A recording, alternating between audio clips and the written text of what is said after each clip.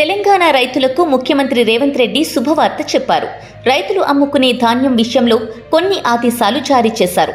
ధాన్యాన్ని తక్కువ ధరకు కొనుగోలు చేస్తే ఎంతటి వారైనా ఉపేక్షించేది లేదని, బాధ్యులపై చర్యలు తీసుకోవాలని సీఎం రేవంత్ రెడ్డి అధికారులకు ఆదేశాలు జారీ చేశారు.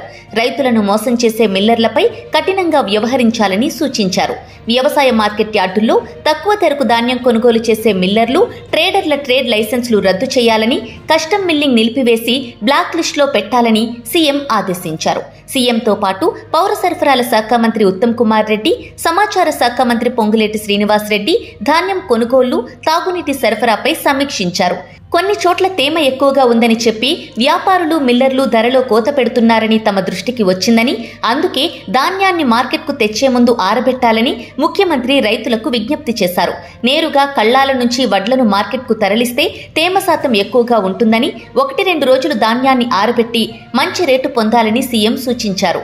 ధాన్యం ఆరబెట్టేందుకు మార్కెట్ యార్డుల్లోనే తగిన ఏర్పాట్లు చేయాలని, సీసీ కెమెరాలు ఏర్పాటు చేసి వడ్ల దొంగతనం జరగకుండా చర్యలు తీసుకోవాలని సూచించారు.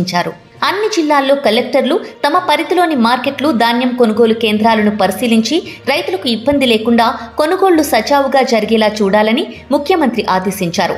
కనీస మద్దతు ధర అమలయ్యేలా చూడాలని, రైతుల నుంచి వచ్చే ఫిర్యాదులను ఎప్పటికప్పుడే పరిష్కరించాలని సూచించారు. ధాన్యం కొనుగోళ్ల ప్రక్రియను ఏ రోజుకా రోజు రాష్ట్ర స్థాయి నుంచి పర్యవేక్షించాలని సీఎం ఆదేశించారు. సంబంధిత విభాగాల అధికారులు పలు జిల్లాలకు వెళ్లి క్షేత్రస్థాయిలో కొనుగోళ్లు జరుగుతున్న తీరును పరిశీలించాలని సూచించారు. తాగునీటి సరఫరాకు ఉమ్మడి జిల్లాలకు నియమించిన సీనియర్ ఐఏఎస్ అధికారులు ధాన్యం కొనుగోళ్లను కూడా పర్యవేక్షించాలని సీఎం సూచించారు. వడగండ్ల వానలు వచ్చినా ఇబ్బంది లేకుండా అన్ని మార్కెట్ యార్డులు, కొనుగోలు కేంద్రాల్లో టార్పాలిన్లను అందుబాటులో ఉంచాలని ఆదేశించారు. అయితే ఎన్నికల సమయం కావడంతో కొన్ని చోట్ల రాజకీయ లబ్ధి కోసం ప్రభుత్వానికి చెడ్డ పేరు తెచ్చేందుకు తప్పుడు ఫిర్యాదులు, ఉద్దేశ్యపూర్వక కథనాలు వస్తున్నాయని ముఖ్యమంత్రి అధికారులను అప్రమత్తం చేశారు. అటువంటి వాటిపై వెంటనే ఎన్నికల కమిషన్కు ఫిర్యాదు చేయాలని సీఎం ఆదేశించారు.